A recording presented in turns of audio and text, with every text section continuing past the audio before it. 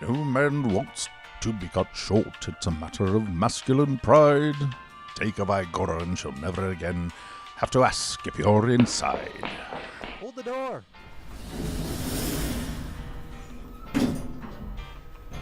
Thanks, man. This elevator's crazy slow. If I missed it, I'd probably be stuck down there for half an hour. Of course. What is your destination? Oh, you mean what floor? 23, the free clinic. Ah, myself as well. I don't mean to intrude, but aren't you... Yes, John Rhys-Davies. You may know me as Sola from the Indiana Jones trilogy, or Gimli the Dwarf from the Lord of the Rings trilogy, or as Colonel Carlo Dillard from Apocalypse Pompeii. Uh-huh. And is that... An erection, yes. So you're headed to the free clinic for... A series of nightmarishly excruciating injections to drain the blood from my penis, lest it pop like a tick.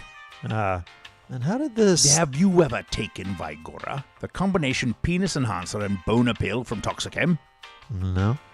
Don't. But aren't you their spokesman? Yes. Don't.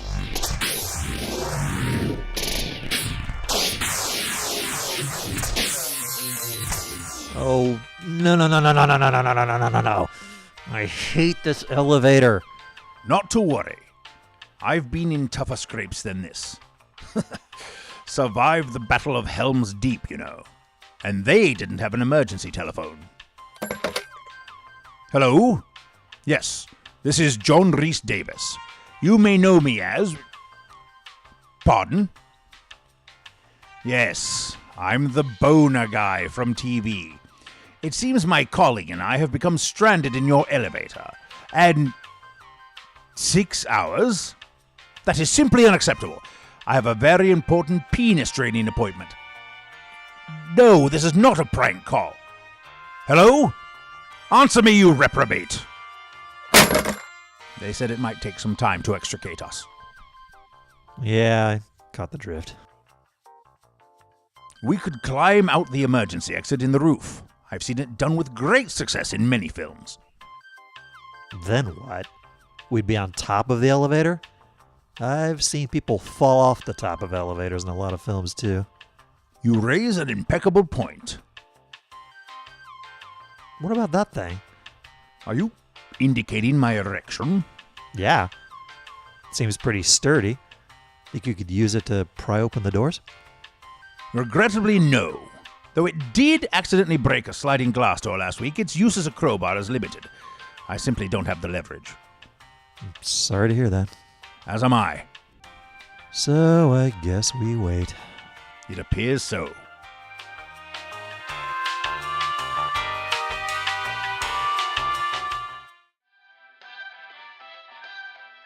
While shooting Indiana Jones in The Last Crusade, Harrison Ford was going through a terrible midlife crisis.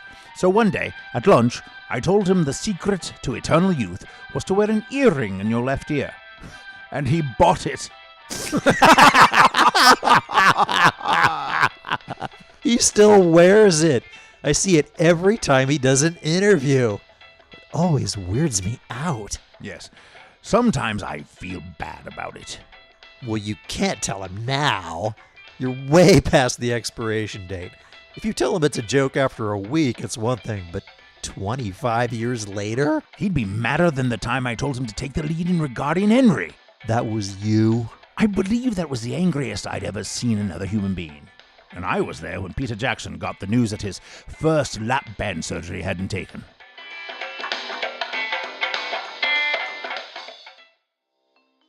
Listen, man, it may not be your most famous role, but I still think your best work was as Viscount Mabry in Princess Diaries 2, Royal Engagement. It's astonishing you should say that. I prepared for months for that role. I dined on only the finest foods, wore only the most lavish clothing. I even learned just exactly what a Viscount was. By the time we began shooting, I felt like I knew Mabry better than I knew myself. It shows. I would have never guessed he was played by the same guy who played Captain Randolph in Chupacabra Terror. Also, among your best work, by the way. You are too kind, good sir. But I must confess a certain surprise. You don't seem like the target audience for the cinematic splendor of the Princess Diaries films. Well, to be honest, I really only watched them for Anne Hathaway. I've got a little bit of a crush. Ah, yes, the fetching Miss Hathaway. I'm afraid you're standing in a very long line, my smitten friend. What's she really like? Is she nice? Her boobs seem like she's nice. She's a delight, an absolute delight. If I had one complaint, I'd confess she's a bit... No, I shouldn't say. What? She's what? I won't tell anyone. Oh, if I must. But be aware, you've dragged it out of me. If I have one criticism about the lovely Miss Hathaway, it would have to be that she's so... actory!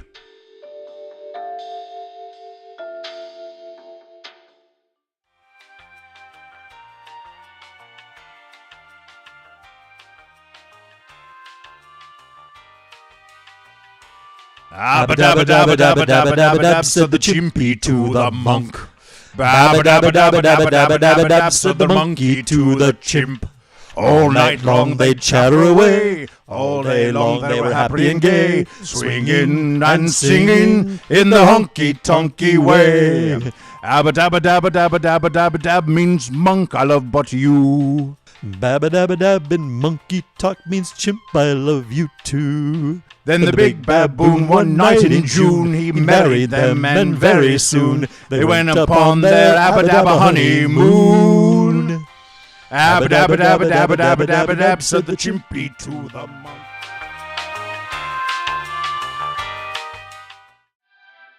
In your time as a secret government operative, were you ever placed in the position of having to kill a man? Oh, sure. All the time. What was it like? I've played killers in many films, but have never known the terrible rush of actually taking a human life. It's hard at first, but after a while it really depends on who you're getting rid of. Show me how you would kill me. No, man, I'm not going to do that. I insist. Consider it helping me to deepen my craft, allowing me to better understand the mind of a ruthless killing machine. No offense. None taken. Makes me sound like a badass. Come now, we're stuck in an elevator. I am a spy, and you are the operative assigned to the wet work, I believe it's called. How would you take me out? It depends.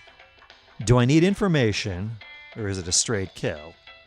Because if it's a straight kill, I just, kill you. 2 in the back of the head. It's not brain surgery. Well, maybe in a weird way. You need information. I carry the code to a nuclear device set to detonate in downtown Alpine City. What's your first move? I'd probably just flick your dick. You do what now? Flick your dick. Give it a thwack right on the tip. That thing's so inflamed, you'd tell me your deepest, darkest secret to keep me from doing it twice. Rubbish. I would never spill my secrets after a mere dick flick. You underestimate me, sir. You sure about that? My confidence is unbounded. I'm afraid I'm beginning to doubt your... Ah! One of the skills we learn is sizing up an opponent's weakness. Want me to do it again? No! In Raiders of the Lost Ark, I defecated in the Ark of the Covenant so that when the Nazis opened it, it really did unleash a cloud of destruction. That's your deepest, darkest secret? I'd eaten curry. Gotcha. Here, let me help you up. Thank you, Ponch.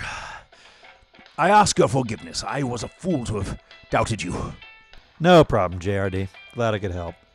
I never thought researching a role could be so brutal. You have no idea.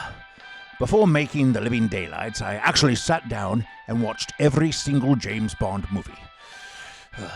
I would have taken 1,000 dick flicks rather than repeat that torture. Hey, we're moving. At long last.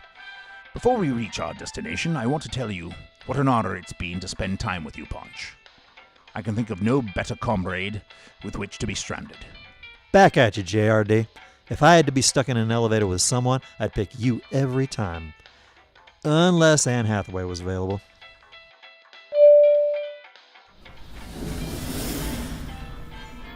It appears we have arrived. Yep. Good luck with your horrible injections, man. It should still be a little numb after the flick, so maybe it won't be so bad. Thank you, Ponch. And good luck with... I'm sorry, you never said what you were visiting the free clinic for. Oh, nothing. It's just a great place to pick up chicks.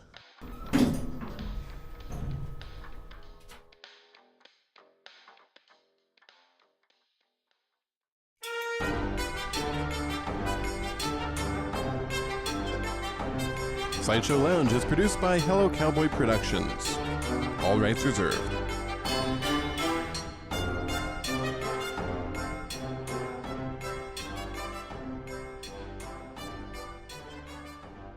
Hello, cowboy!